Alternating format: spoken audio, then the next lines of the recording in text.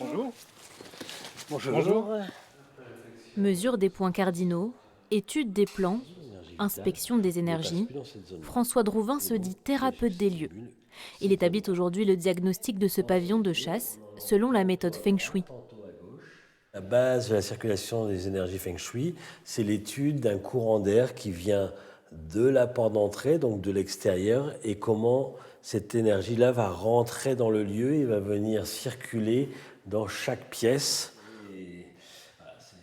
C'est Julie Bourri, décoratrice d'intérieur, qui a fait appel à lui, comme sur chaque projet qu'elle entreprend. J'ai pris conscience vraiment que le subtil, l'invisible, a véritablement une influence sur nous, qu'on ne soupçonne pas forcément, mais pourtant cette influence est bien là. Et je trouve qu'au sein de mes projets, c'est tellement plus pertinent que non seulement ce soit joli visuellement, esthétiquement, ça, il n'y a pas de problème, mais qu'en plus ce soit bien réglé dans l'invisible et le subtil. Après étude du site, François Drouvin pose 2 miroirs face à face pour mieux faire circuler l'énergie positive selon la philosophie Feng Shui. Je fais la même chose. Et là, je programme ma maison de telle façon. Qu'est-ce qu'on porte différemment? Voilà. Nombreux sont ceux en quête d'amélioration de leur bien-être dans leur lieu de vie. Depuis son chalet entre Abbeville et Amiens, François dit réaliser une première étude du problème de ses clients sur plan. Ça me permet vraiment de pouvoir me balader comme un oiseau sur le lieu, avoir une vision que j'aurais peut-être pas quand je serais directement chez les clients. Son pendule lui permettrait d'identifier la source et la nature du problème. Voilà, c'est pas le pendule qui sait des informations, c'est moi qui, mes enveloppes énergétiques, l'influence. Donc, quand il donne une influence comme ça, c'est qu'il fait un rebond par rapport à mes enveloppes énergétiques qui gonflent ou dégonflent en fonction de j'aime, j'aime pas. Dans mes mains, il y a quelque chose qui est assez désagréable. Et là, je suis en train de la tirer des fondations de cette maison pour pouvoir la brûler à la flamme afin que ça disparaisse définitivement de cette habitation.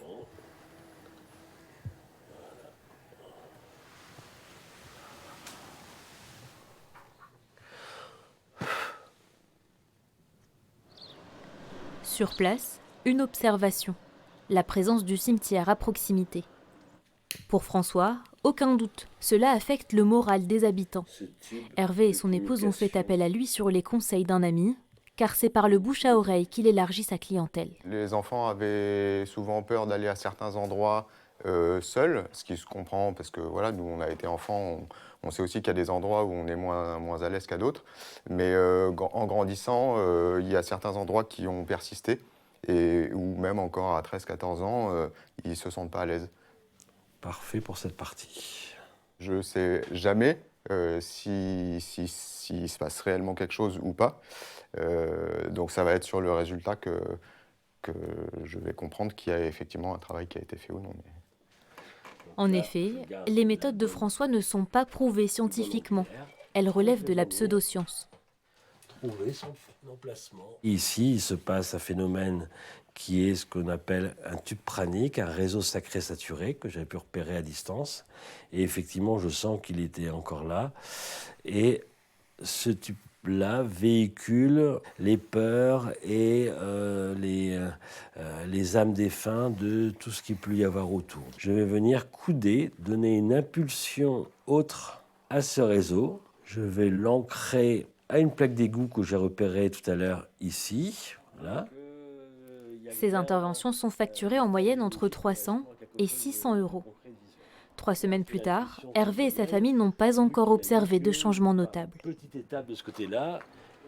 Damien, lui, a ressenti des améliorations depuis l'intervention de François, il y a quelques années. Il y avait des ressentis de ramollissement, on n'était pas un peu fatigué, souvent fatigué. Ça m'a remis vraiment, moi je ressens une bonne différence au niveau de la dynamique du corps qui est en meilleure santé. À l'époque, François avait pointé la présence d'une rivière souterraine dévitalisante, couplée à des nuisances électromagnétiques. Ça fait partie des pollutions qu'on a de plus en plus. Voilà, depuis 15 ans que je fais ce type de métier.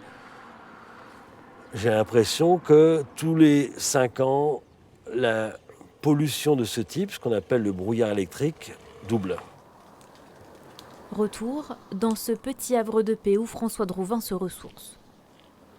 La thérapie des lieux est une pratique au grand bénéfice pour certains, mais demeure obscure pour d'autres.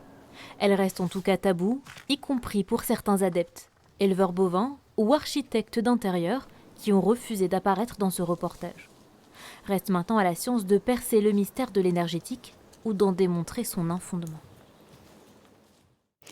On n'est pas habitué à voir un thérapeute des lieux exercer, alors de quelle discipline parle-t-on? Qu'est-ce qui est reconnu par la science et qu'est-ce qui ne l'est pas? Nargis El Asraoui a contacté des experts, elle va tout nous expliquer, regardez.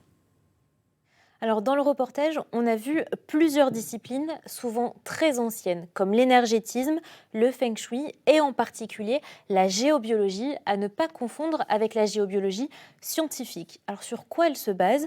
Elle diffère l'étude ésotérique des relations entre l'humain et son environnement, les constructions, les ondes liées aux champs magnétiques et électriques, les courants d'eau souterrains et les failles géologiques.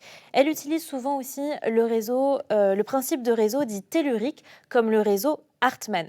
Si le lit est placé sur ce que les géobiologistes appellent un nœud pathogène, selon eux, ça peut causer des soucis à la personne, comme la fatigue ou la dépression. Alors pour la science, il existe bien des réseaux énergétiques, mais rien à voir avec ceux utilisés par la géobiologie. Et la science n'a pas non plus prouvé qu'il existe un lien entre les réseaux et l'homme. L'Association française pour l'information scientifique classe cette discipline comme une pseudoscience. Le Robert la définit comme un raisonnement qui prend l'apparence de la science sans en respecter les principes, et ça peut en induire en erreur certains. Alors ça peut aussi faire du bien à certaines personnes, certains l'attribuent à l'effet placebo ou l'auto-persuasion, mais elle ne doit jamais se substituer à la médecine. Le problème, c'est qu'il existe certaines dérives sectaires et c'est là qu'il faut être attentif. En France, il existe la mission interministérielle de lutte contre les dérives sectaires, Miviludes. On peut y signaler ce qu'on considère comme une dérive sectaire et comment la déceler, c'est juste ici. Ces 5 dernières années, elle a enregistré une 60aine de saisines concernant la géobiologie.